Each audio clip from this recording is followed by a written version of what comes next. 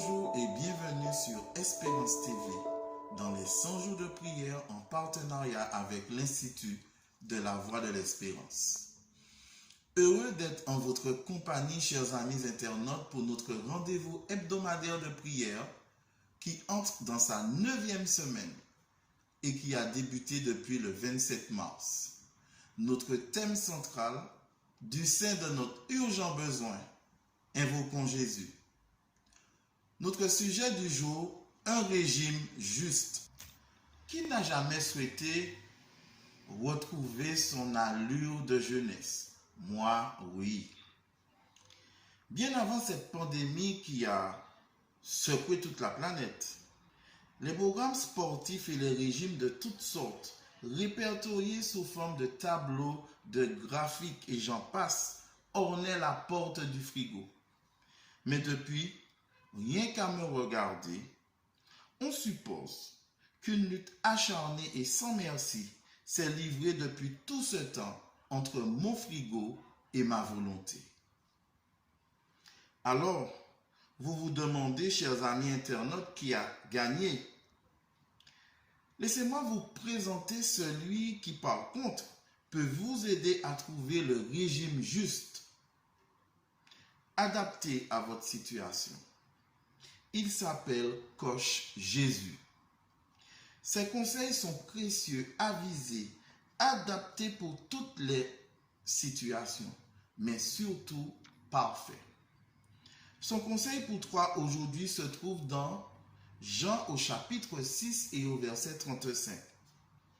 Jésus leur dit, « Je suis le pain de vie, celui qui vient à moi n'aura jamais faim, et celui qui croit en moi n'aura jamais soif. » Notre texte du jour se trouve dans Matthieu 5 au verset 6.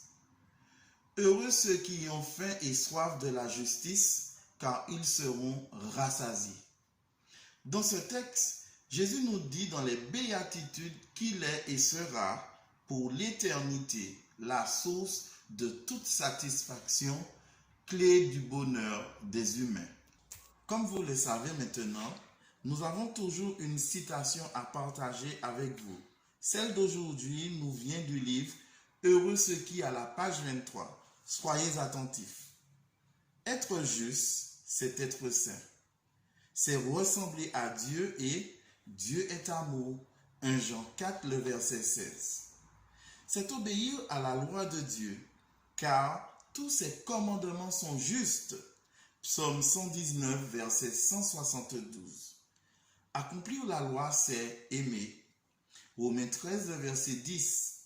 La justice, c'est l'amour, et l'amour est la caractéristique et la vie même de Dieu. La justice de Dieu a été personnifiée par Jésus. En le recevant, nous recevons la justification. Nous avons 3 questions du jour. Souhaitez-vous les connaître? Alors, écoutez. Avez-vous faim et soif de la justice du Christ? Sa vie d'amour parfait et désintéressé et sa mort substitutive vous offrent double don de grâce justifiante. Sa justice imputée, qui est la promesse de vous être couvert par sa vie parfaite, par la foi en cette promesse. Sa justice qui reflète l'amour désintéressé de Jésus par une foi vivante en cette promesse. Ce double don vous comblera. Il vous satisfera pleinement. Il vous conduira au salut. Pourquoi ne pas l'accepter aujourd'hui et commencer à vivre une vie heureuse et remplie de Jésus dans la conscience de cette réalité étonnante de l'amour rédempteur de Dieu? Aujourd'hui, le témoignage de Jane et Marcia seront le sujet de reconnaissance à notre Dieu. Jane nous dit, « Dieu a guéri les malades pour lesquels j'ai prié. Il a aussi incroyablement touché le cœur de ma famille. » Marcia, quant à elle, elle nous livre son témoignage ainsi. « Ma fille a été dépendante de la drogue pendant de nombreuses années. Elle était sans abri et a même été emprisonnée.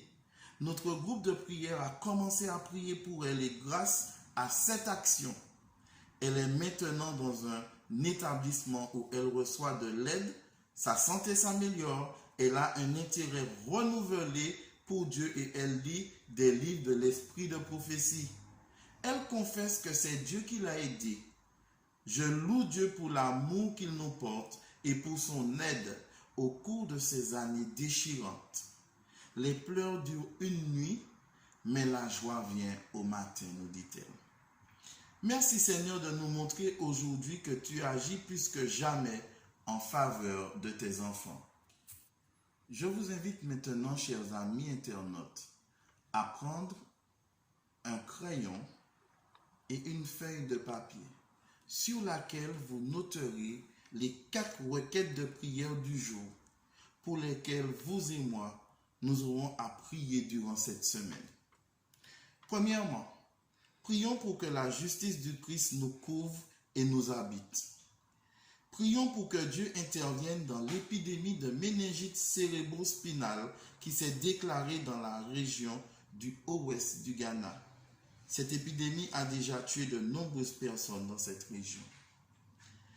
Prions pour les églises qui sont inactives depuis l'épidémie de Covid-19. Prions pour les pasteurs, les dirigeants d'église et les membres afin qu'ils sachent comment se connecter au mieux en ce moment. Prions pour qu'une nouvelle emphase soit mise sur l'importance de la prière. Et enfin, prions pour les membres du Myanmar qui utilisent Internet pour diffuser l'Évangile en cette période de crise. Je vous invite maintenant à incliner la tête pour une courte prière. Tendre Père Céleste, nous avons tendance à oublier que tu es le grand médecin.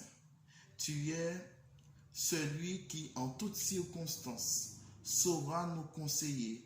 Celui qui, en toutes circonstances, saura nous donner la nourriture appropriée afin de faire de nous des êtres debout, solides, physiquement, mentalement et spirituellement. Merci, tendre Père, en cette période de trouble, de nous rassurer par ta parole, de nous rassurer par la présence de ton Saint-Esprit. Nous t'en prions en Jésus pour ta gloire. Amen. Merci de nous avoir écoutés, chers amis internautes.